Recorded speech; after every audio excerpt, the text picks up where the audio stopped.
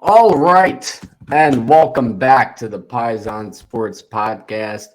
Dante DePlasto, joined as always by Zach Deal of What's the Deal Sports. So I've got to ask, what's the deal with all these blocked field goals?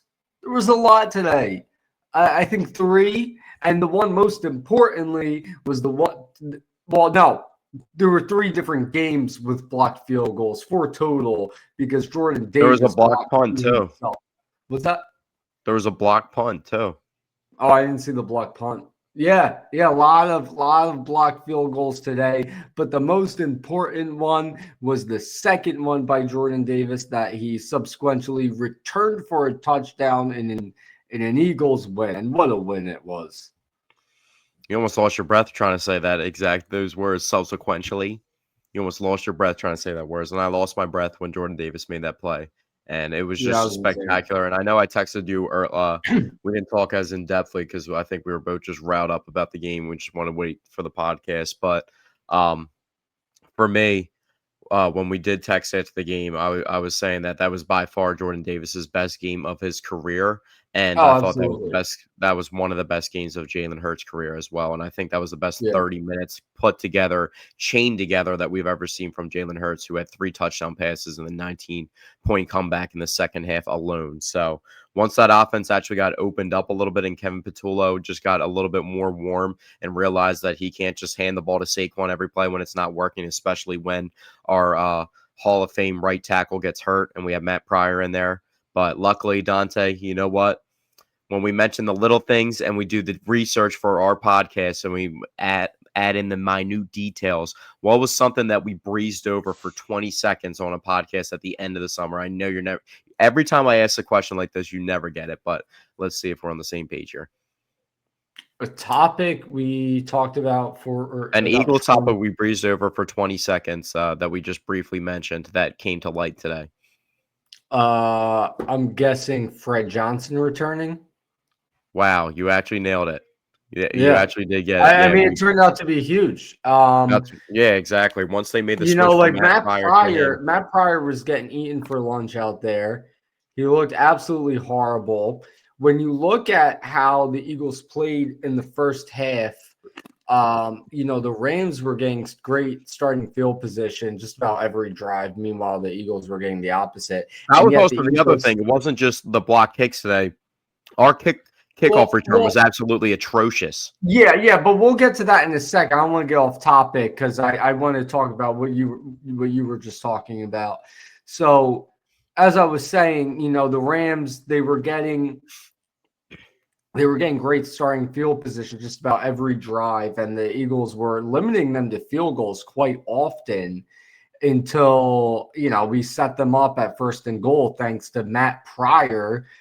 Just letting Jared Verse right through him for a strip sack on Hurts, and that touchdown they scored right after, seemingly put the game out of reach. Yeah, Matt However, Pryor. I of don't really course, know the what was Eagles going were on with able to that come specific back, play. but Matt That Pryor specific play did with so Matt much Pryor, he damage. literally was chasing after Jared Verse. Like, he literally chased after him. He didn't even set his feet to set a pass set. He literally just chased after him at the line of scrimmage and then just got beat and crossed over and created that big play. And you saw even just from the Rams also, once they noticed that Lane Johnson was out of the game and Matt Pryor was in, they ran all their blitzes to that side of the formation. It just confused the entire offensive line. And that's one thing that Saquon can get a lot better with is just the overall pass game. He has a couple drops. That one pass from Jalen he should have caught. And he's also not the greatest in pass protection where he didn't pick up that one blitz and a free blitzer came right in and made the play. Yeah, and also going back to what you said about Kevin Patullo realizing he can't just hand the ball off to Saquon all game. The other thing, too, is even with the passing plays he was calling, it was very conservative. It was a lot of dink and dunk. It was a lot of passes behind the line of scrimmage, screen passes. Which they're not comfortable with because they don't really do that. That's not something that's been a part of their identity. They use the run game, which they have a great running quarterback, dual threat quarterback that can run really well. And then they usually have a good running back that runs for 1,000 yards behind that great offensive line. And then they hit passes like 20 yards down the field, and Jalen's a good deep ball thrower, but they're not really comfortable with the short passing game because they don't really do it. And there was also, I think, the one play, you remember the one play where Jahan Dotson could have picked up that third down conversion, and the defensive back just came back and made a good play. I think that was a good play call. That actually worked, and it was open. It was just a good play by the defensive Oh back. yeah. Well, but that's the thing is, not only did he stop just forcing the ball to Saquon a ton, but he also started letting Hurts just throw it downfield, throw it over the middle of the field, and let Hurts just trust his guys, throw it down the field, and move the ball much more efficiently. Which also opened up the run game, during those 3 touchdown drives in the second half, when they did end up handing it off to Saquon after throwing it a bunch. Saquon found a lot more success running the ball. And so here's the thing. Before the Rams had that field goal blocked at the very end, I was assuming they were going to make it, because it's a 44-yarder. Most people were. And what I was saying was, even though this is going to be a loss, right? It's just one loss on the season. But the biggest thing that's going to come out of this game, hopefully, is now Kevin Patullo understands what it takes to move the ball with this offense. So I was But the willing thing was, to trade. Dante, What's the thing was, he was the passing game coordinator. I know that's what boggles my mind.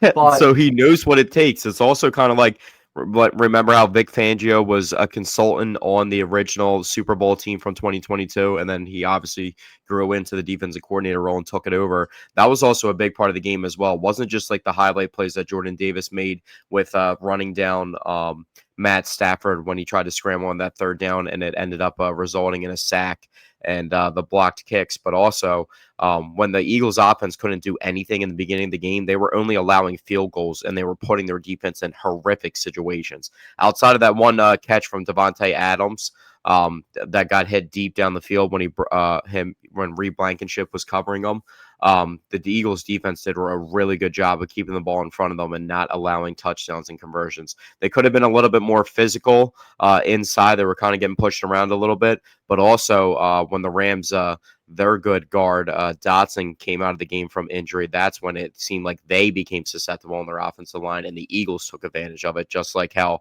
the Rams were taking advantage of Matt Pryor until the Eagles switched to Fred Johnson. Yeah, and talking about, the MVPs of this game, right? Jordan Davis. Actually, before I get into Fred Johnson, although we've said this was the biggest game of Jordan Davis's career, let's actually talk about that for a second, right? Let's talk about what he did. The first big play he had in this game, actually, real quick, I just want to say the MVP of the defense in the first half, easily Zach Bond. He had one hell of a Zach Bond jumping in front of that pass. He's just all over the field. I just knew Zach Bond was him again this year, and he's been doing it all year. When he ran down Miles Sanders 50 yards down the field on opening night in person, that could have easily been a touchdown. And no other and even linebacker outside of can the see me down like interception, that. yeah, and even outside of the interception, he had a great first half. Second half, obviously, Jordan Davis. The first big play Jordan Davis made, which that was one of that I was so hyped from that play when Stafford rolled out and went to pick up the first down with his legs. Yeah, it that's what we just seemed like referenced. he had nothing but green grass ahead of him. Jordan Davis just disengages, starts running after him, and I'm screaming at the TV. I'm screaming, "Get him, Jordan! Get him, Jordan!" Dude, I was screaming the exact same thing. If you asked my household, I was literally screaming, "Jordan, get him! Jordan, get him!" And he ran him down, and I was like, "Oh my god!" Because my first thought, Dante, was Stafford is already slow, but when he sees Jordan Davis running after him, he's immediately trying to go down. There's no way he wants any parts of that at all. Yeah, and he hawked him down, and then after that, I was like yelling. I think I was yelling something like, "That's right, Jordan! That's it, Jordan!" But yeah, it was instantly reminded me of the Bills play with Josh Allen a couple years ago when they won the overtime game. Yeah, and that's the thing is, like, because of the blocked field goals and the fourth down stop, I feel like that is going to go down as such an underrated, such a forgotten play, but such a huge play of the game. And then that, of course, leads me to his next big play, the fourth down stop, which came right after their right guard left the game with injury. And I think it was lined up against the right guard. He just shoved the guy out of the way. Yeah. It looked effortless. Yeah. And he made a huge. And you're not running through him. Like, even if he doesn't tackle you, you're not getting anywhere further because he's going to slow you down significantly just being him. But it was just a ridiculous day, honestly. Just wrapped it up real quickly, just based off of the emotions, Dante. We're both the same age at 28. Of our times, where our comprehension level, I would say, probably started 2001, 2002, when they started going on that NFC Championship run of Eagles football. Was this not, if I'm talking regular season wise, was this not a top 5 regular season game since we've been alive? Absolutely. If I can think of if I can think of just like roughly off the top of my head, my top 5 regular season games, I would have to say, obviously, Miracle at the Meadowlands. I would go with the Snow Bowl. I would go with this game. And I'm going to throw in, I wouldn't, most people would not put this in their top 5, but for me, this is a personal favorite. I'm going to go 2015 against the Patriots. The Malcolm Jenkins touchdown returns. Yeah, I'm gonna go with that game. That was another funky special teams, like took defensive touchdowns and special teams to take down Tom Brady. That was a crazy game. Yeah, for sure. Yeah. I think and if I can mix one in, because we're gonna say the same ones. We pretty much have the same 3 to 4, but one that I want to mix in is when it's just kind of random. It wasn't that exciting of a game, but remember when Carson this is another one that just popped in my head, when Carson took us to 3-0 and we blew the Steelers out when we weren't even like supposed to, with Darren Sproles with that long catch out of the backfield that went for like 80 yards. Yeah, that was a good one.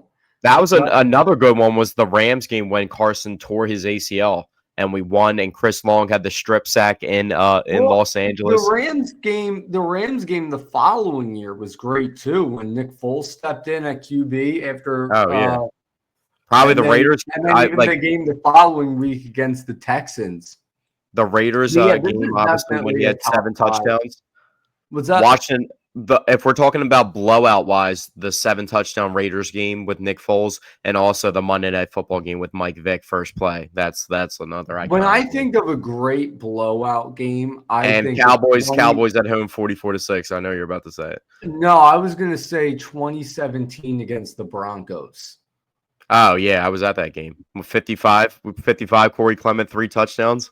Yeah, they ran out of fireworks. But the one I was going to say originally, not that exciting, but it was just a classic, was when we beat the Ravens at home with T.O. in 2004, and he did the Ray Lewis dance, and we won like 15-9, and he did the Ray Lewis dance in the end zone. I thought that was like the coolest thing ever.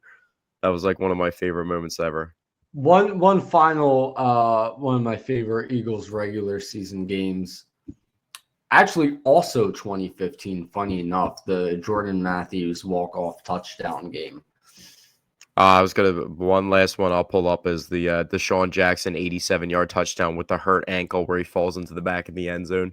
I think that was Monday Night Football. That's a classic. But yeah, that's honestly one of the first thoughts that popped to my brain was, is that a top 5? And I confirmed it pretty quickly too. Oh yeah, absolutely. And this will be in a lot of people's top 5. Yeah, another one real quickly. I think a sleeper was the Jags game last year with the Devontae toe tap and the Saquon backwards hurdle. Yeah, I think that was a sleeper. Yeah. But the last one I'll say is the Kevin Curtis like 200-yard receiving game when they wore the blue and yellow jerseys in like 2006 or 2007. That's a top. I think that was versus the Lions, right? That was the Lions, right? I think so. Yeah, that's easily a top 5 blowout game. But going back to the MVPs of the game, so obviously Jordan Davis, right? Obviously Jalen Hurts, who had 4 total touchdowns, 3 passing touchdowns in the second half, just did everything he needed to do to get the Eagles the win. But the third MVP is Fred Johnson, because here's the thing, right? You lose Lane Johnson, who's up here. You go to Matt Pryor, he's down here. right? All Fred Johnson had to do was just be here to help the Eagles win the game. Just be better than Matt Pryor. He was up here.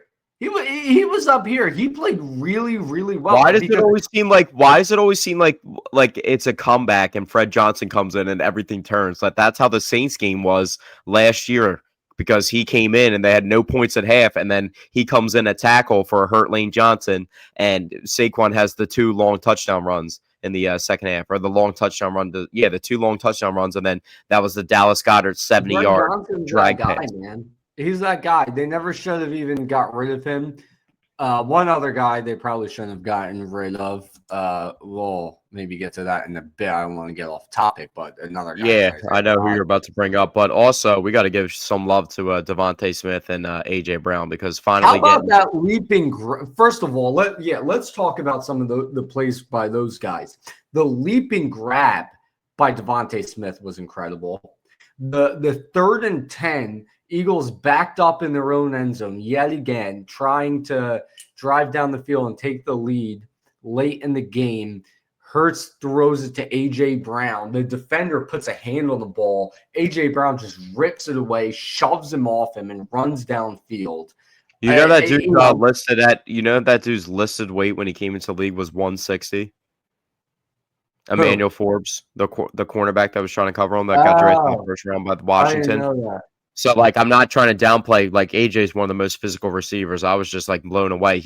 I was thinking to myself, like, AJ's like a Anquan Bolden type. He's actually pretty much Devontae Adams, but more athletic. That's what he reminds me of. He's just pretty much more athletic Devontae Adams, which is scary because Devontae Adams is a Hall of Famer. So, but AJ just flashed his colors today. Like, that stiff arm, the other play where he broke a tackle and got another 15 yards on 3rd down after he caught the ball at the yard marker. I mean, I can't say enough. And also the huge play that sparked the entire comeback was the touchdown that got the Eagles offense rolling with that Dallas Goedert cover 2 beater right up the middle. And you know what's funny? I saw somebody on Twitter mention there's a parallel with that touchdown, but then there's a parallel that I want to talk about that I noticed. I haven't seen anybody else mention.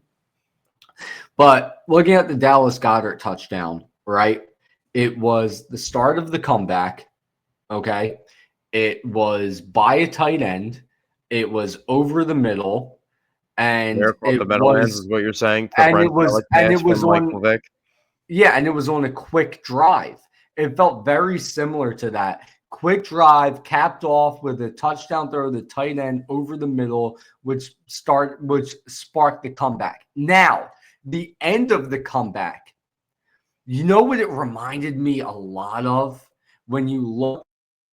Touchdown, how all of that shaped out. Do you want to know what that reminded me a lot of?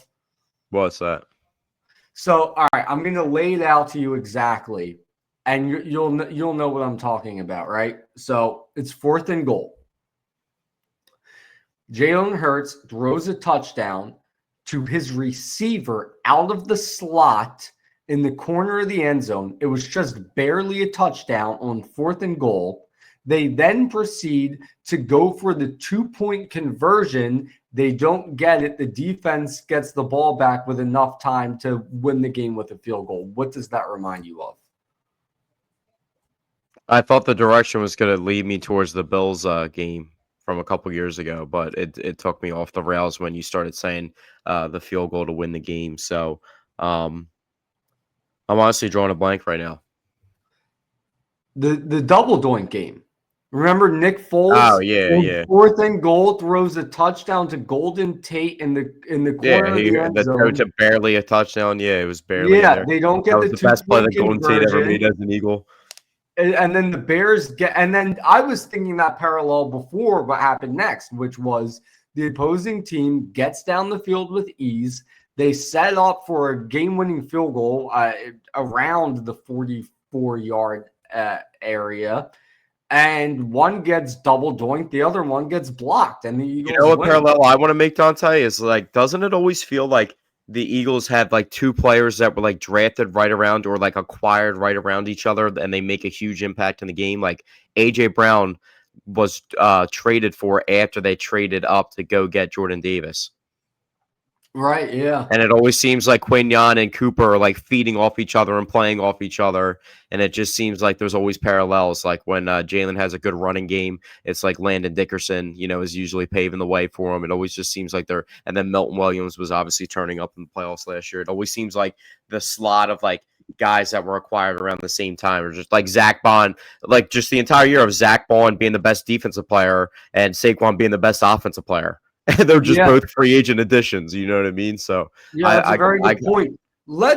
And you know what? It's funny you mentioned that. It's very funny you mentioned that because there were two guys in today's game that were acquired around the same time in very similar fashions that had the same performance as each other, except it was a bad performance. I'm talking about John Mechie and Tank Bigsby, the guys who couldn't field a freaking kickoff, that kept leading the Rams, that kept leading the Eagles having poor starting field position, that kept leading the Rams having great starting field position, that really helped fly everything off the rails. Yeah, their kicker actually had, like, if you think about it, their kicker actually had a huge impact on the game. The Rams Oh my kicker, God, yeah. Cardi, because he was making a huge impact positively on the kicks, on the kickoffs and everything. Every time they scored, he made the other 4 field goals, but he had 2 blocked. But usually, when the kick is blocked, it's not always the kicker's issue. Maybe it's like a low snap or the holder messes up and doesn't field it correctly. He was kicking the ball low. And if you ask Jordan Davis what he was trying to pay attention to on the 2 blocks and how they were possible that it happened like that, he said that he knew that Cardi was kicking the ball low and he knew that he had to just get his hands up, being how big he was. Yeah.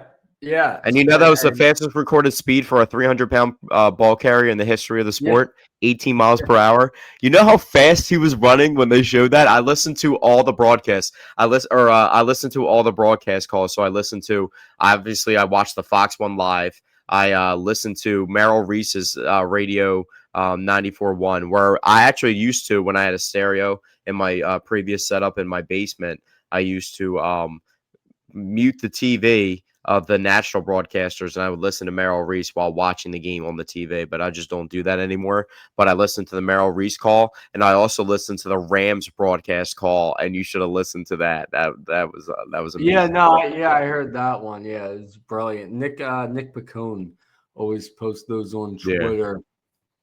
Yeah. So, yeah, I mean, all in all, it was just a phenomenal win for the Eagles. I really, really hope they continue that play calling because, I mean, the proof is in the pudding. It's way more effective. Like Kevin Patullo was like on the verge of, I think I tweeted he needs to be demoted for the situation he put them in, and then it seemed like he was the one that also pumped them back to life when he just opened it up. And he's the guy that's been around the longest, just like Nick Sirianni, so he knows the offense and the personnel just as well.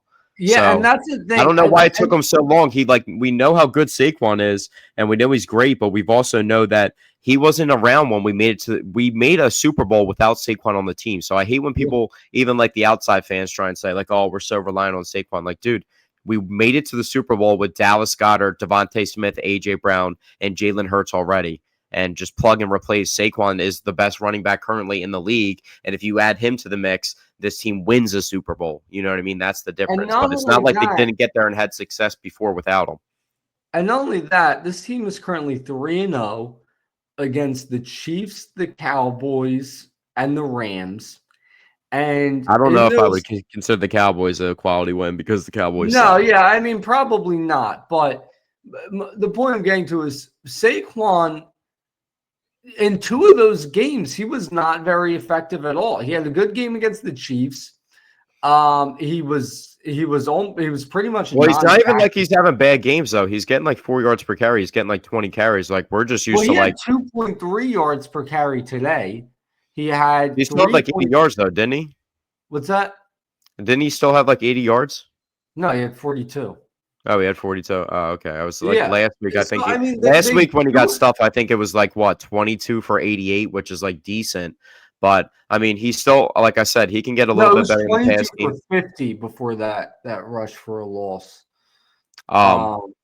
but I think he can get a little bit better. They got predictable because he wasn't able to pick up the pass protection, so they put AJ Dillon in, and they never handed him the ball. The only time AJ Dillon would come in is when you knew it was going to be a pass because he had to come in and be an extra protector in the backfield for Jalen Hurts. So they kind of became predictable in a couple plays in that department as well. Well, that is still the one problem with Kevin Patullo's play calling is his formations. Anytime he comes out in single back formation, it's always a run. If he comes out in shotgun, it's. I thought Doug was the worst with that. I love Doug to death, but I felt like we ran the same four base formations all the time, and it was the same four route concepts, and they just dried out with Carson so easily. Speaking of that, actually, I think that's a good transition to talk a bit about some general NFL topics and a good transition to talk about the other guy. Carson Wentz, he had a great debut with the Vikings. I mean, most of the game was dominated by the defense, but he made all the right throws out there. He finished the game with 2 touchdowns. I thought I didn't get the chance to watch the game, obviously, because I was watching the Eagles game, but I went back and watched the highlights. I thought Carson Wentz looked really good for the Vikings today. I don't even think it mattered what he did. As long as they won the game, it would be a win for him. And he actually looked good while doing it. So I thought that was like really impressive. And Isaiah Rodgers, who we should have just paid $7.5 million to because Adoree Jackson also got hurt again today. Jacorian Bennett made a couple plays, but he also caught that flag as well. And you know how good the Rams receivers are. We saw how quickly Devontae Adams and Puka Nacua was pestering us the whole game. Also, we couldn't tackle Kyron Williams at all for like the beginning of the game. Horrible. And Blake Corum, your Michigan dude, was also kind of pounding the rock on us as well. They had a nice little thing going on. And they kept running, the Rams kept running that C-gap release with Puka Nacua where they would literally release him from the line of scrimmage off the tackle in the formation, and it would give him like a speed boost and cut the defender off to a spot that he can't get to, and then he would outbreak or in-break. And they kept running that on repeat until the Eagles stopped it. But yeah, with what's going on at cornerback too, outside of Cooper DeJean in the slot and Quinyon Mitchell, who shadowed Devontae Adams the entire game, you see who the usual suspect is that they pick on. They should have just paid that $7.5 million over 2 years, $15 million total to Isaiah Rodgers because he had a hell of a game today. And he's looked good so far this season. Meanwhile, the other guys for the Eagles haven't. I was going to text you also, Dante. You know who scored their first touchdown? Former Eagle scored their first touchdown in the NFL. Can you name him? A former Eagle scored their first touchdown in the NFL this week? Yeah. Spent a lot of time with the Eagles, too. For what team? I can't tell you what team. You just got to know. What position? I can't tell you. What do you mean what position? I like pigeonholes it. Okay, I'm going to guess Kenny Gainwell. His first touchdown? Oh, I was thinking his first touchdown. No, not what's the team. First touchdown ever, career touchdown. And he spent multiple years with the Eagles, too. Well, okay, who spent... I'll give you 10 seconds. I'll give you 10 seconds. It's an obscure name, but you could name it. You know, is it an offensive player or a defensive player? Offense. Okay, it's an obscure name, but you would know the name. So he spent multiple years with the Eagles, but he wasn't able to get end zone.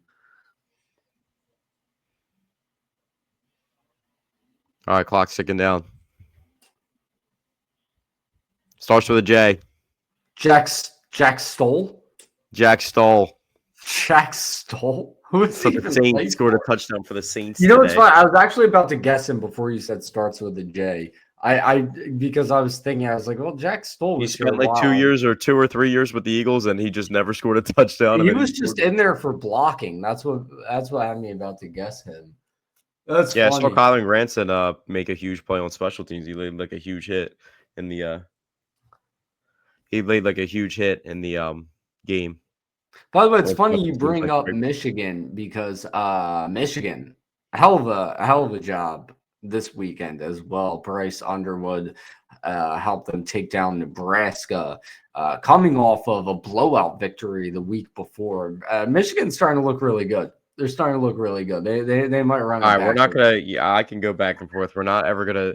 The one thing that we talk about college football is not going to be about Michigan, but I'm not going to also be, you know, I'm not going to go down the rabbit hole of talking about college football just because you want to mention Michigan. But we all know Michigan's trash, and yeah, we know who the real team is: the Notre Dame Fighting Irish. But meatball of the week, I have Oh, one.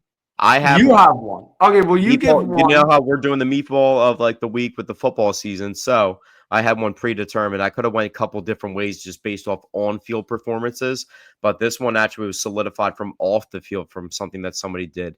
And what was something that we mentioned on the podcast last week, Dante, real briefly, just like how we breezed over the Fred What's Johnson up thing. with all these pop quizzes today?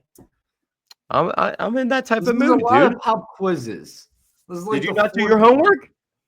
This is the fourth one. This is the fourth one. All right. What did we talk about last week?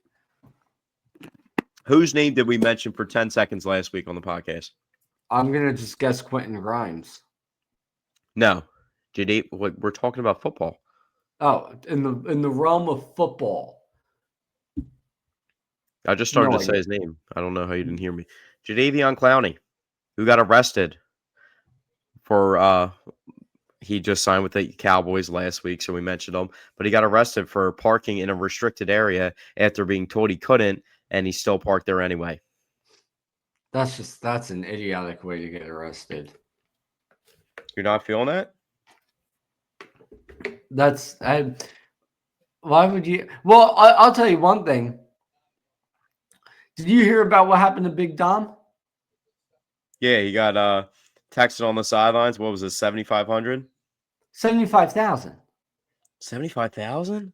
At least if maybe you're right and maybe I read it wrong. So let I'm me pretty sure it's see. 7,500, which is still a lot, but at the end of the day, Nope, 75,000.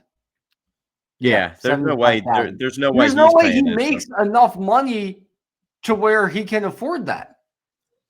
Well, he I probably mean, makes a not to lot more than pocket that, watch but like Big 70, Dom, but like the scale of what he makes probably he makes a lot, but that's still a lot to probably what he well, makes. I But mean, I guarantee you he's not the one paying that fine. I guarantee you somebody on the team is going to pay that fine. oh yeah, Players someone on the or team's probably gonna pay it, but that's what I mean. It's like the NFL, they just like have no heart. You know, oh, like that was the last thing too is what about all these taunting calls? I even thought the one on Puka yeah. was just weak. The one on Puka was Oh weak. yeah. I mean, they're all weak. As Russell Wilson throws an interception. Giants are terrible. But yeah, the Nolan Smith one, like I think what was it last week versus the Chiefs? The Nolan Smith one was absolutely atrocious.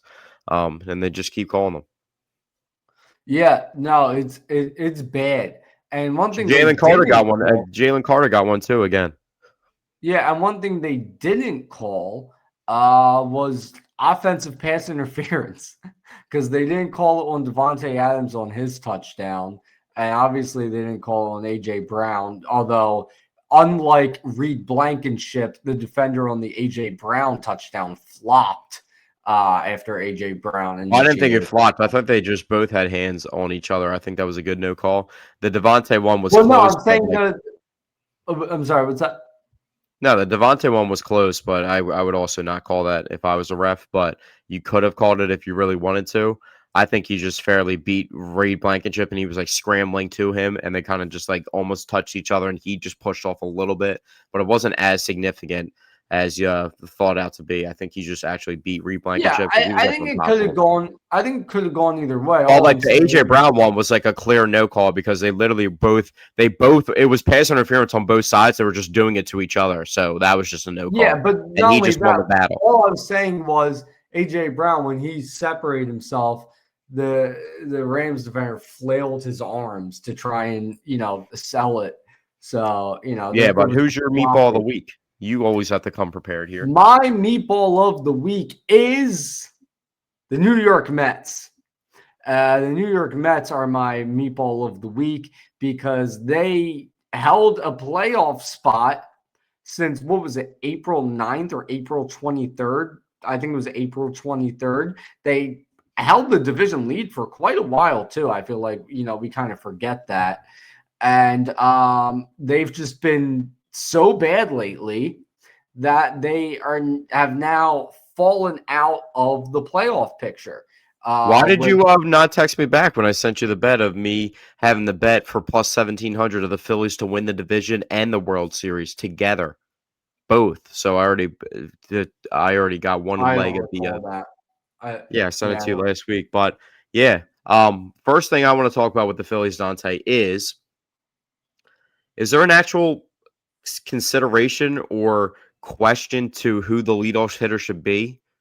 I know we talked about the batting lineup. I think I originally brought this up. Did I not? Did I not bring this I up know, but last I week? don't know if it's changed a little bit since the last time we talked about it, even though it was a recent topic. But Trey Turner, I mean, we are talking about a guy that is qualified to be had the best batting average in the MLB in the National League, but he is injured. But is an actual conversation with Harrison Bader now, or do you Yeah, like? absolutely. It's a conversation. Bader's been Do phenomenal you in the think the leadoff Phillies could spot. win with like multiple different lineups that they show?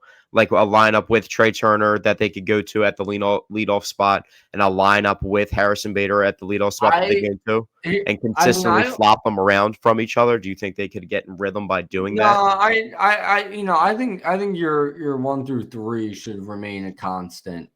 I think they should go with one Well, or I the think you have to other. extend that. I think you have to extend that to 4 because I feel like the 4 is the cleanup hitter is like the most rhythm hitting position in all the 9 lineups in all the Yeah, 9 but positions they in my don't. But the only thing is, they don't really have a true cleanup hitter. Well, that's also Uh, too. We have to see what happens with Alec Bohm when he gets back as well. I think what his first game was back was I think a couple days ago. yeah, they put him in the cleanup spot today. I mean they went down pretty quickly 6-0 with Ranger. It seems like every time they get like blown out real quickly, Ranger's the one that's on the mound. He's just throwing lollipops. Yeah, Ranger has really been hit or miss lately. Well, I mean, you've been Some telling me that he's consistent. I like Ranger a lot, but I've been trying to tell you this is the true Ranger that it is. He pitches really well for stretches, and then he has stretches of time where they aren't really able to compete in games because the hole that he puts them in that quickly. And it's like so like obscure of what to expect from him because sometimes he puts himself in a lot of trouble and he gets out of it like in like a Houdini fashion, and there's other times where he puts himself in trouble and the runs just start racking up on the scoreboard. It's like either or. And it seems like that's with all their left-handed good pitchers besides Christopher Sanchez, between Bueller and Luzardo as well, obviously, when he was pitching really good in the beginning of the season and then just kind of had that really rough stretch of giving up 20 runs in 2 outings. So I just hope that their pitching, it seems like they're positional players and they're skill position players, where with Zach Wheeler, they would be relying on their pitching to get them through. And now seems like their batting order can be consistent and pick up the slack, but it might come down to what the pitching can do consistently without Zach Wheeler in there. Yeah. Well, one thing, and not to switch to a completely different topic, but one thing I feel like is something we should talk about today, because this is really the only, it's going to be maybe less of a topic next week. But right now, so obviously last week, we did last week's podcast right before the Eagles, the Phillies won the division officially, right? But the magic number was down to 1. We knew they were going to win the division. So this podcast, Phillies division champs, isn't much of a topic because we already knew it. But right now, we have a bit of a seeding situation, right? We are currently 3 games behind the Brewers for the top seed. We are how many games ahead of the Dodgers? 7 games ahead of the Dodgers for the 2 seed. So, I mean, that's. Oh, did you see what I sent you about the Dodgers too? I'm glad that you brought them up. Will Smith might miss the entire season, the rest of the season. Oh, wait. No, I said 7. I was looking at the Brewers win-loss record. No, we're 4 games ahead of the Dodgers. Sorry. So 4 games ahead of the Dodgers, 3 games behind the Brewers. You just said Will Smith is out for the season? Yeah, he broke his hand, and he might be out for the season. That's a 300 hitter you're taking out of the Dodgers lineup right in the middle of the Wow. order. Yeah, With Mookie already having a down season, Freddie really hasn't recovered from the ankle injury, and I mean, we know what Shohei's capable of, but it seems like they're complementary players. Like, what's his name, Tommy Edman, who was the National League Championship Series MVP last year. He's not really playing the same way that he was playing last year, and also Teoscar Hernandez missed chunks of time and hasn't been as effective that he usually was. So they seem like they're nuked a little bit, and probably will actually come through the Brewers that they have to face in the playoffs, like deep into the playoffs. It might actually seem like it's going to play out with the top seeds meeting each other, because it seems like all the other teams, like the Reds, if they get in, I think they'll be one and done. I mean, they can catch fire, but I'm not really believing in them. You always got to watch out for the teams that play on the first weekend that don't have the buys, because they obviously, the Phillies made it to the World Series as a wild card team in 2022. But I'm not really fearing any of those back end teams. Maybe the Padres could rise up and that could be the team, but it seems like the Brewers would be the team that they have to go through to get to the World Series as of the way things stand now.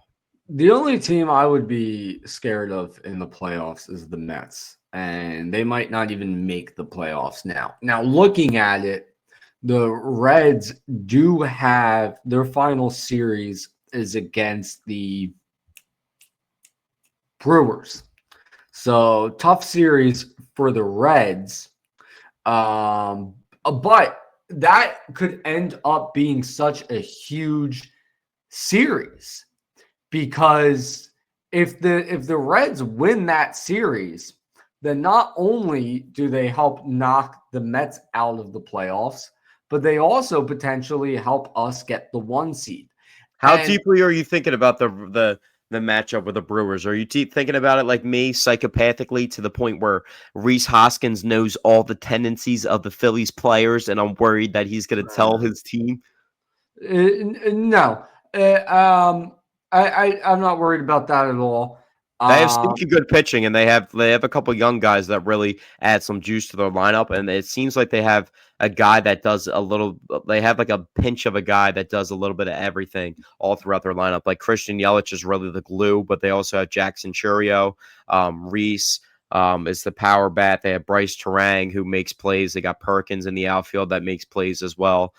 So they're definitely a team that they have Sal Frelick, who's another like fast guy that can run around a little bit and then hits extra base hits. So they are a sneaky team. Here's the thing: the Brewers, obviously they've had a phenomenal season and they're a great team. But looking at the way the Phillies have played baseball the past few weeks, I'm looking at how they've played baseball ever since getting swept by the Mets. They look unstoppable. The offense looks as potent as ever. The starting pitching can be elite at times. The bullpen can be phenomenal at times. Duran is, a lights out closer. There isn't, other than the Mets, just because what they did to us last year, and I feel like the Mets could end up being, what we were to the Braves in the postseason. Other than the Mets, there's just not a team that scares me. I think they only had 2 runs today with 11 hits, and Alec Bohm was 4 for 4. Yeah. So So there just really isn't a team that scares me. I'm not worried about the Brewers. Do you think Otto Kemp will stick up here since they brought him up? Do you think he's actually going to stay up here? I feel like he has to. He's played really he has well to be a part of their bench in the playoffs. Like, I don't know how they would go into a playoff series without the bigs. Like when we started the season, obviously we didn't expect him to come up from the majors, and we would assume that Johan Rojas would be one of the bench guys and they would have replaced him but want him on the bench. But now looking at it, like, I don't understand how you could go into the playoffs without having Otto Kemp on your bench, because he's able to play multiple positions too. Yeah, no, and so no, they have viable like outfield options between. There's going to be an odd man out always between Marsh, Kepler, what's his name, I Castellanos said earlier, and Bader. I said earlier right after the deadline that I think it's going to be interesting to see how things shake up, with them just like constantly using a different set of guys in the outfield, and that could maybe become one of the identities of this team. And it's kind of looking that way. It really is because, it's funny because at the deadline, it was, a product of them not really feeling 100% about any certain guy. And that's why they were constantly switching it up. Right now, it's more so because they're all playing well, right? Well, what do you think about Castellanos' comments? Do you think that's actually going to create an issue in the locker room? No. One, no, it's not. Two, I hate the media because in the one interview, they were like really trying to pick and pry a negative. Well, I was listening to sports radio last night when I was driving home, and they were really trying to point it like it was Castellanos' issue, and it wasn't like Rob Thompson. But like, why are we even trying to create issues? I mean, they're playing great baseball. Well, Rob Thompson also said he has an open door. Hot, and we want to talk about Nick Castellanos' comments. Get out of here, dude. It's such. Also, the craziest part was, didn't he hit like a 3-run home run like that day or the day before? Yeah. He's been playing great baseball lately. Today, he made even when they got blown out today, he made a great catch on the warning track. And he drove in a run. Yeah, and I was tweeting out, like, if he was fast, I think his issue is how, like, superhuman slow he is for some reason. I don't understand why he's that slow. I don't know why he's that slow. But if he was actually, like, a little bit faster, he'd probably be a plus defender. Yeah, no, absolutely.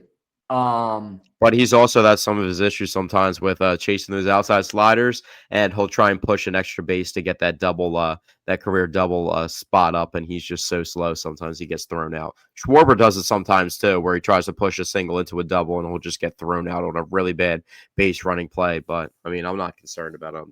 But going back to what I was saying, so all of the outfielders have been playing great as of late. Bader, Marsh, Castellanos. And technically, you can consider Schwarber a part of the outfield. If they really need to, they could throw him out there if they really need to. Yeah, and even Weston Wilson, who played in the outfield. Don't bring him up. You know he's my least favorite player. Yeah, but he's been playing better. Who's your least favorite player of recent Phillies memory? Stubbs. Yeah, that's how I feel about That's how I feel about Weston Wilson. So when he gets demoted, and they're playing together. Well, actually, I mean, that's if we're talking position players. If we're talking players, Jordan Romano, easily. Oh, yeah, for sure. Do you think JT's going to play most of the playoff games if it comes down to it and they start playing a lot? Do you how do you think they'll manage that specifically? Because it was something they managed earlier in the season, but really hasn't come up, and he's actually been playing really good and getting back to his form. But do you think he can actually hold up with the wear and tear and play every game in the playoffs? Yeah, I mean, it's the playoffs. There's plenty of rest. He'll be able to play every game, absolutely. But also going back, I mean, just going back to the play for seeding a bit. So there's 2 series left, both at home. Each team has 2 series left, so just only a week left of baseball, which is crazy. And I know that every preseason. Right before the season starts, we pick a win total. I think we both set it around like 93 to 95. We did pick a win total, didn't we? I'm pretty sure we both set it at like 93. We might.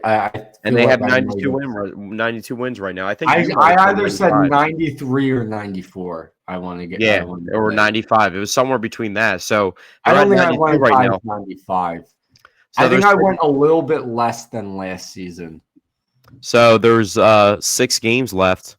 Do you think they'll be able to obtain 95 wins? How many wins do they have right now? 92. Yeah, they can get 95. Yeah, they would just have to go 500 the rest of the way.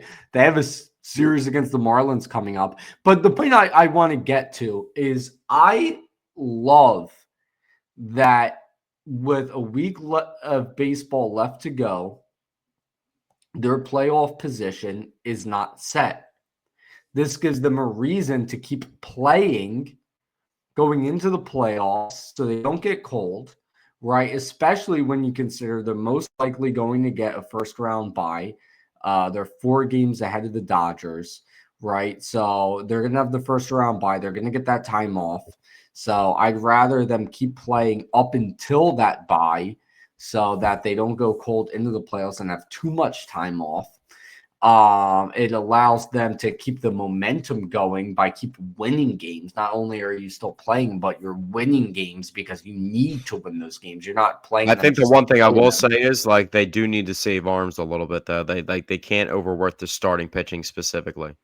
Well, yeah, and that's why I feel like instead of Walker and Bueller combining for a start, which is kind of funny because it's the two Walkers in one start, Taiwan Walker and Walker Bueller. I feel like they should be splitting up those starts to make it a 6-man rotation, just ahead of the playoffs. But and looking at the two series they have coming up. So they have the Marlins and they have the Twins, two bad teams, two teams that they're going to have to win games against in a fight for the 1 seed, in a fight to keep the 2 seed at the very least. So I think it's shaping up perfectly for them to go into the playoffs with a good bit of momentum. It's crazy. Who would have said before the season started, even with Acuna out until MDW weekend when he made his debut, that the Marlins would be alive further than the Braves were. The Braves have been eliminated. The Marlins are still mathematically alive. I didn't even know that. That's very funny. Also, the Brewers play because the other thing I'm thinking too is, well, what if we hypothetically go 2-1 against the Marlins and the Brewers go 2-1 in their next series, and then that means they've locked up the 1 seed going into the final series, and the Phillies rest their starters because meanwhile the Dodgers got swept in their series and the 2 seed is locked up. They're locked into that seat. The Brewers, they played the Padres this upcoming series, and we play the Marlins. So there's a good chance we win the series. Brewers maybe even lose the series to the Padres, or we sweep the Marlins and they don't sweep the Padres. And it's still alive going into the final series where the Brewers, I mean, they play a playoff team in the Reds while we get to And then play they would the get the days off after Minnesota from Twins. competing that hard for the number 1 seed. They get the days off if they win the number 1 seed. Well, they get days Obviously, off even if they get the 2 seed. That's what I I mean. know, but I'm just saying, like, even like if they push that hard to get that done, they still will get the time off in between to be able to rest and recover and get back to Yeah, full strength. So, and hopefully you get Trey Turner back. And I mean, if listen, the other thing too, this team has looked unstoppable with an injured Trey Turner. If Trey Turner comes back and Harrison Bader continues to play as well as he's been playing, and Trey Turner continues to be the 300 hitter that he's been this season, this offense is dangerous. and we haven't even seen Bryce really tap into Bryce. You know what I mean? We've seen stretches Yeah, of time, but we haven't seen a throughout consistency. So we just and know if he playoff pops up at Bryce any is a time, different animal. yeah. Playoff Harper is a different animal. He's always going to be the engine that runs it. It's just the concern falls back to we know that Zach Wheeler in the pitching department is the same thing. So it's can they overcome that? And that's going to fall down to the bullpen specifically because we know they have good starting pitching and they've proven themselves. And Christopher Sanchez is really reliable, and I believe he can step in and fill in that role, not exactly to the level of Zach Wheeler, but pretty close to it. But it's going to come down to the bullpen in those like 7th to 8th to 9th innings to not blow these leads because that's where the playoffs get a little jonky. And we've seen Jordan Romano in those spots. Like we cannot have those 3-run allowed outings from Jordan Romano in like a 7th inning. Yeah. And my nightmare situation is it's a close game in a really pivotal game of a series, and they have to pivot off their starting pitcher in like the 5th or 6th inning, and they're in a really good spot, like it's 5-4, but they just have to make the change at pitcher, and Romano comes in like that spot in the 5th or 6th inning and allows like 3 runs to blow the game to like 7-5, and then we're in like a significant hole in a really significant. Well, we're not going to see Romano at all. We're not going to see him. But by the way, Cam Scatterbo just ran a touchdown to give the Giants the lead over the Chiefs, barring an extra point, which is really funny. If the Chiefs, and not to get off topic, but if the Chiefs lose to the Giants, that will be really, really, really funny. I doubt it'll happen, but it'll be really funny. But yeah, going back to what you were saying though, we're not going to see Jordan Romano anymore. The 15-day injured list, that was just an excuse to get him up out of here. So we're not going to be seeing any more of him. Are you sure about that? Yes. Do the Cubs scare you at all? No. No. They have a Nobody. pretty good lineup. They have a pretty good lineup that was responsible for the most RBIs in the league for a long period of stretch of time. And their outfield's really good and offensive productive wise and on defense as well. So, but I feel like they just don't have consistency. But they do kind of scare me because if they get rolling like they kind of were in the middle of the season, then I feel like they can really stretch things together. But I really think it's probably going to come down to them, the Padres, Brewers, or maybe the Cubs. I think the rest of the teams. And then AL wise, who would fear you? Who would fear me AL wise in a potential World I feel like Series? we always have pretty good battles with the Blue Jays. It kind of goes back and forth. So that would be an I don't. interesting. And they have one of the best records in the AL. I think they actually had the best record in the AL. Obviously, the Yankees, the Red Sox, who we didn't think was going to be in this spot after trading Rafael Devers, and we thought they were pretty stupid for that. Listen to me. Listen to me right now. I don't think there's anything I would love more than a Phillies Red Sox World Series. That would Why is be that? that would be so good, dude. I think I would have to. I would have to attend a game. I would have to attend a game. Citizens Betting Park and Fenway Park. I would have to go to Fenway. Phillies fans and Red Sox fans, Phillies atmosphere and Red Sox atmosphere, like, dog, that, like, if you're, in my opinion, if you're just like a baseball fan, yeah, if you're a baseball purist, that's heaven. Yeah, that's what I mean. You can say the same about the Yankees, though. Nah. Yeah, you can. Yeah, you can. With the Red Sox, it's just it's just different. I don't know like how to explain it, but it's just listen. Phillies, Cubs, National League Championship Series, Wrigley and Citizens Bank Park, and then Yankee Stadium and Fenway AL Championship Series. Yeah. Tell me that can't be painted better than that. Yeah, no, that'd be pretty sick. And then what would also be funny is maybe people would want to see a World Series, like a lot of national fans would want to see a World Series of Fenway and Wrigley, the two oldest ballparks by far, and then the Phillies just spoil that by beating the Cubs. But yeah, no, I would love a Phillies Red Sox World Series. I just don't think the Red Sox are a team. Also, remember, we are getting the All-Star game next year, too. We do get the All-Star game, and we also get the Field of Dreams game.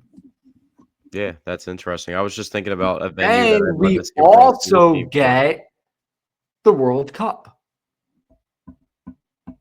That's pretty cool, but I'm not a soccer guy, so I don't really care about that. But it's the World Cup. Also, the UFC is actually doing a UFC White House event next year in July. They'll actually be doing a fight on the White House lawn, which is actually completely confirmed.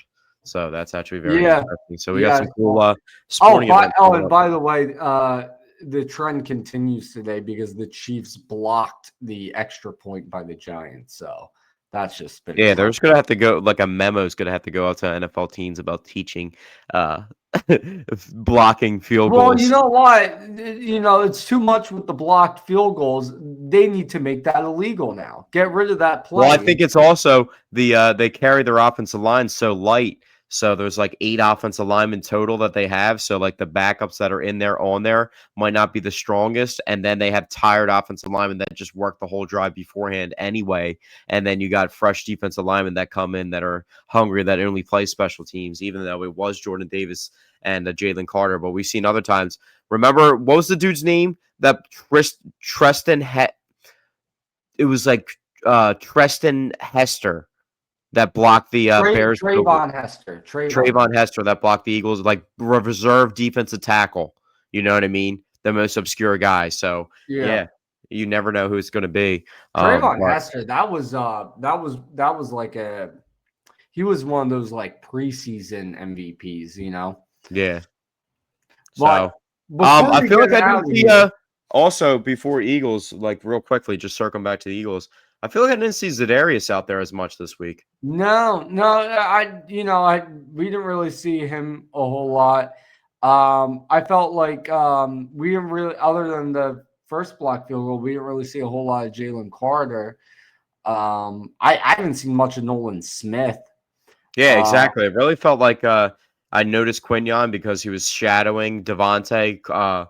Cooper was in on some plays. Reed was in on some plays. I feel like Makuba didn't really flash at all today yeah, no, we either. didn't see much of McCoobie. Jihad had a decent game. He was really running people down. Like not that he necessarily got beat, but he made a couple like trailing tackles that I noticed. Well, But the thing with the Eagles defense today was they just did a good job of bend don't break. You know, yeah. they were giving up, they were letting the Rams move the ball downfield with ease.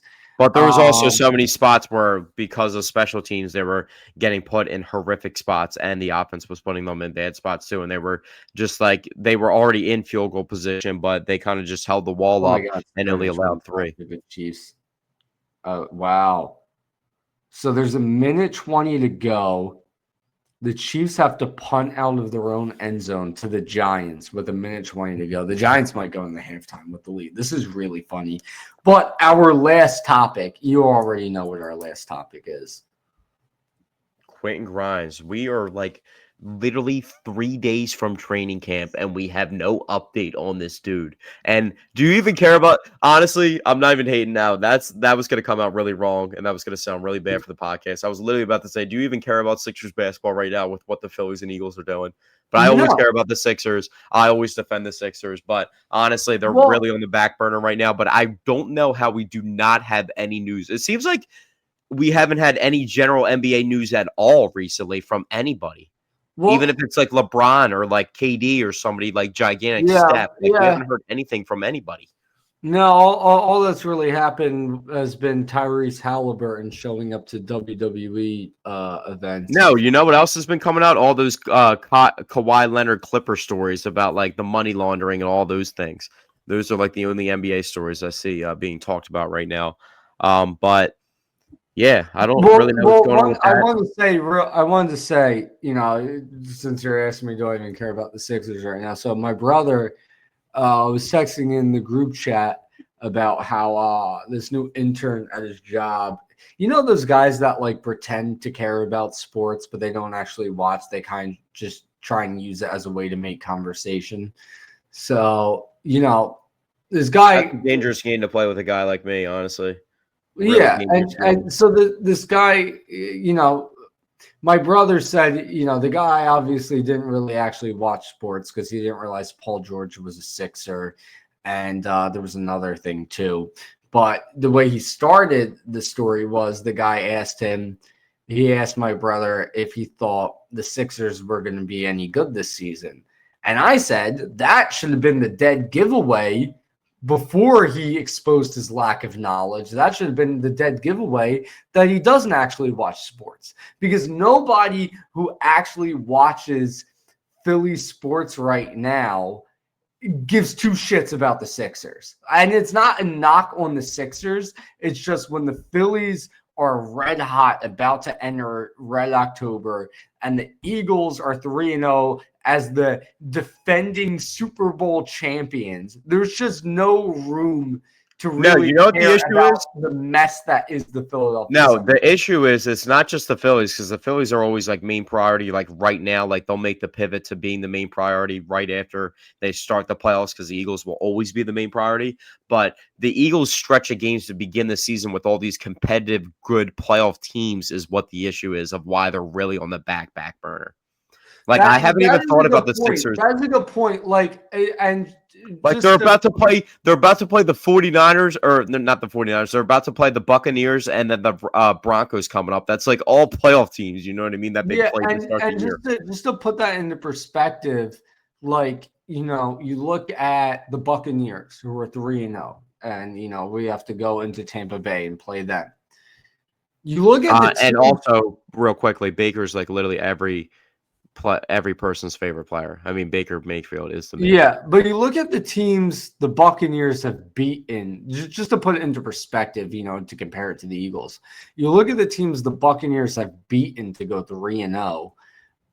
They've beaten the Jets, the Texans, and the Falcons. Yeah, but also they're all impressive wins too because they were in spots. They also haven't had Chris Godwin or Tristan Wirfs, which is a huge thing. But they might be back for we've beaten the Chiefs and the Rams who through 2 weeks. 100%, yeah. But also Yeah. the Chiefs the Chiefs really the Chiefs right now? What's that? Are the Chiefs really? I'm always defending No. Patrick Mahomes and the Chiefs, but are the Chiefs really the Chiefs No, right they're now not. in the season of 2025? They're No, they're losing not to the Giants at halftime. Yeah, no, they're the Chiefs are not the Chiefs. And But really, Mahomes, I haven't thought about the Sixers besides did you see the picture of VJ and Joel working out together? And Joel looked like he was in really good shape. I don't want to play this game again with the Ben Simmons jumper videos and the Joel Embiid shape pictures, but he did look like he was in good shape. I didn't see the photo. But where would you rank real quickly, just Sixers topic wise? We have one Flyers topic, then we're out of here. Sixers, where would you rank talent? If we're looking at this team, take all the injury speculation away, all that stuff. If we're looking from a pure talent standpoint, this is actually one of the most talented rosters that they've had since we've been alive. Where would you actually rank it? Because this might actually be a top 3 most talented roster since James Harden days. Yeah, I was about to say top 3. Yeah, no, I mean, and that it's a shame too. Because you think, well, if this team stays healthy, they're a dangerous team. But that's such a big if, and it's a shame because there's so much talent on this team. But and there's other teams that are built like that too. We talked about how the top 3 drafting teams were all stacked if they added that top 3 guy. And the Spurs are stacked with De'Aaron Fox and Wemby and Dylan Harper and all those guys. And then now Dallas has what's his name? Klay Thompson, Kyrie Irving, Anthony Davis, and Cooper Flagg, they're stacked as well. So all 3 of those teams that drafted in the top 3 of the draft in the NBA are in really good spots. And then you got the Hornets that went really bold and took Con Knipple, but maybe that sparks them into actual winning ways, getting a guy like that that's not selfish like LaMelo Ball. So we'll see, but I feel like the NBA is going to be interesting this year because it changes from year to year. But with those gigantic injuries, we forget the NBA might just be dry because we're making a big transition switch. We thought I'm not the biggest Jason Tatum lover, but him tearing his Achilles and then Tyrese Halliburton also going down.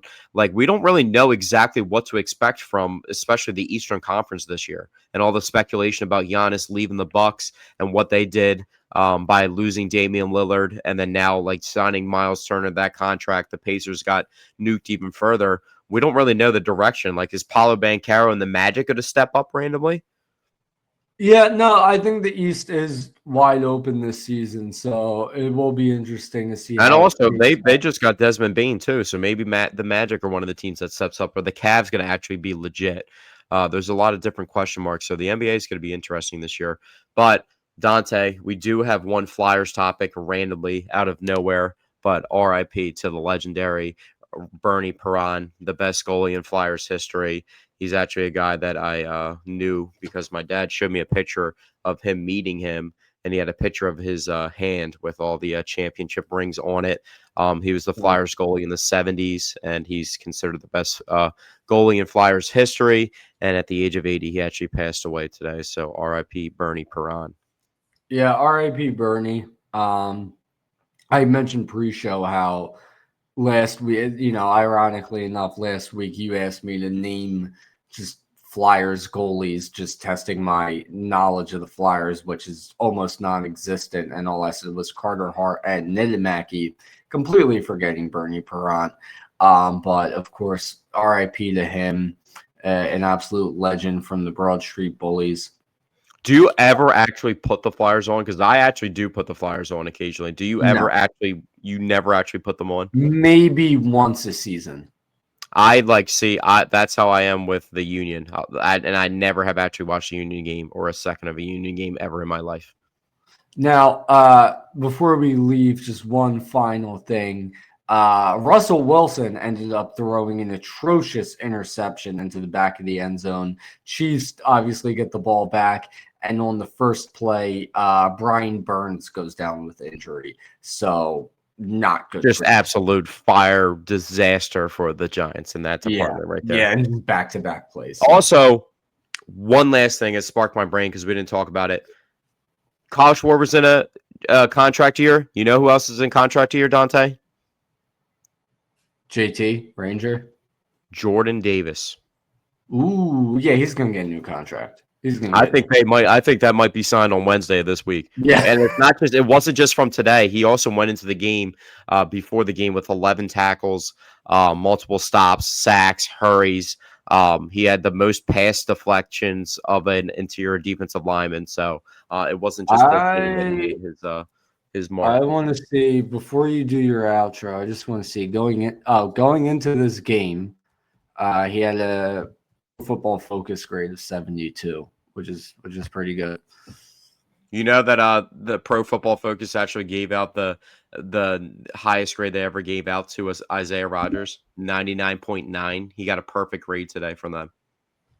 Wow, that's something. Shout out to 99.9. Yeah, I know a lot of people don't use that as a scale, but when you get a 99.9, that is absolutely ridiculous. Yeah. But yeah, that's going to do it. Oh, and Dante, real quickly, I don't know, but we accidentally went viral. It's saying that, you know how I was telling you before that our threads, like my threads page is like linked to my Twitter and it posts to like the Paisan Sports threads? Sure. I think it's saying that there's 10K people looking at one thread that I posted. So let me pull it up real quickly. What did you post? I said Jared Verse taunting the Eagles always leads to dominance. Because he's done it how many times? He did it before the regular season game. He started flapping the wings today when they were up by 19, and they absolutely turned around. So I missed a Meatball of the week. I forgot the Packers player who said, "I feel like we can go undefeated," and then they lost to the Browns. Yeah, that was insane. That was another blocked kick. I mean, the block kicks were ridiculous. And while obviously my connections to Joe Flacco. Oh, Brian Burns is back out. He's fine. He's fine. You know my connections to Joe Flacco. So when the Eagles blocked that kick on red zone itself, it was the Browns and the Eagles kick at the same exact time. It was absolute fireworks going on. It was literal fireworks going on at the same time. It was insane. I was freaking out. I lost my voice. I couldn't even think for a second. But thank you guys for tuning into Dante. It's crazy. Episode 115 of the Paisan Sports Podcast. Before you know it, we'll be at episode 150. If we're at the next time when we would do episode 150, would that align with the Super Bowl? Would that be enough episodes or so 4? I have no idea. And I am too tired to think about it. Nah, that would be way further than that because that would have to be like almost like 10 months. So, yeah, but thank you guys for tuning into episode 115 of the Paisan Sports Podcast. I'll be on call for the Delsey Timber Creek game Thursday, so make sure you guys go check that out on the YouTube page. And we'll be back at the end of next week to talk Eagles, Bucks. Also, the Phillies playoff seeding will be confirmed by then. And Dante, will we have an answer about Quentin Grimes by the end of next week when training camp starts? Probably not.